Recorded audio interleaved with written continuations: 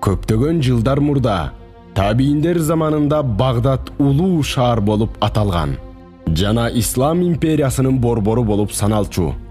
Багдадта аалымдар көп болгондуктан ислам илимдеринин борбору болуп таанылып турган. Бир күнү Рим падышасы мусулмандарга 3 суроо берүү үчүн Багдадка элчисин жиберет.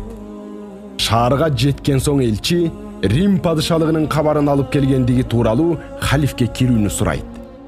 Халиф уруксат берет. Элчи кабарын айтып, мусулмандарга 3 оор суроом бар. Алар ушул суроолорума жооп бере алабы? Деп сурады.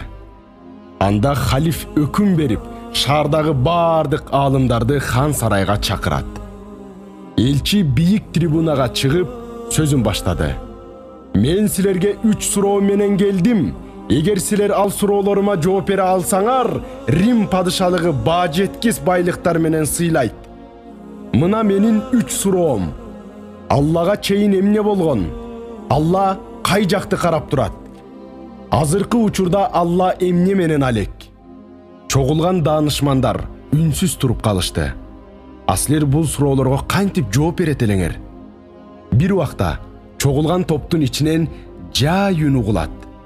О урматтуу ата, уруксат берсеңиз мен жооп берейин. Ал заматта оозун жаап калат, дейт. Бул атасы менен чогулушка келген жаш баланын үнү болчу. Балакай халифтен уруксат сурап, сөзүнө турарын айтат. Падыша жооп берүүгө макулдугун берет. Рим элчиси жаш мусулманга кайрылып, суроосун кайталайт. Аллага чейин эмне болгон? Бала суроо менен жооп берет. Сен санаганды билесиңби?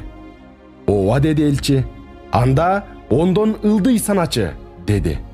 Рим элчиси санап баштайт. 10, 9, 8 деп 1ге жеткенде токтоп калат. Дагы бирден кийин деп сурады бала. Бирден кийин эч нерсе жок. Ал акыркы деп таң калды элчи. Эгер арифметикалык бирдиктен кийин эч нерсе жок болсо, сен кантип ойлондуң? Бирдиктин ээси чексиз акыйкат, бардык жерде бар, чексиз, биринчи жана акыркы, белгисиз жашыруун деп. Рим элчиси мындай таамай жоопту күткөн эмес эле, жана жокко чыгарууга да күчү жетпеди.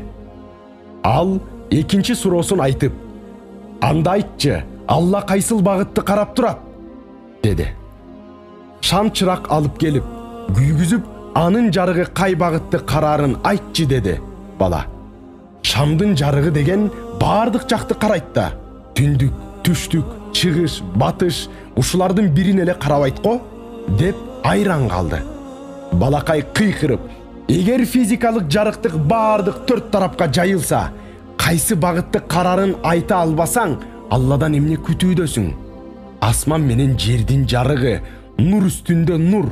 Алла бир учурда бардык тарапты карап турат. Римдик элчи бир жаш баланын айтып жаткан жообунан таң калып, кынтык таба албай, айран калды. Ал үчүнчү суроосун берейин дегенде, бала озуй калып, токто. Сен суроо берүүчүсүң, а мен жооп берүүчүмүн. Сен мен турган жерге түшүп, мен сен турган жерге чыксам, суроо жакшы угулгандай, жооп да жакшы угулса, адилеттүү болор эле, деди. Римдик элчиге сунуш акыйкат сезилип, трибунадан ылдый түшүп, бала ал трибунага чыгат. Анда элчи акыркы суроосун кайталайт. Айтчы мага, Алла азыр эмне кылып жатат, деди. Бала сыймыктануу менен жооп берет. Бул бийик трибунада жалганчы исламды шылдың кылгысы келген акылсызды Алла баарынын көзүнчө уят кылып, түшүрүп, Алланын бирлигине, барлыгына ишенгенди бийик көтөрүп, дилине, тилине акыйкаттыкты салды. Кудуреттүү Алла айтат, ал күн сайын иш менен алек. Ар-Рахман сүрөсү 29-аят. Ошентип Рим элчиси уят болуп, кызарган бойдон өзүнүн шаарына кетет. Бала чоңоюп, исламдын улуу аалымдарынын бири болот.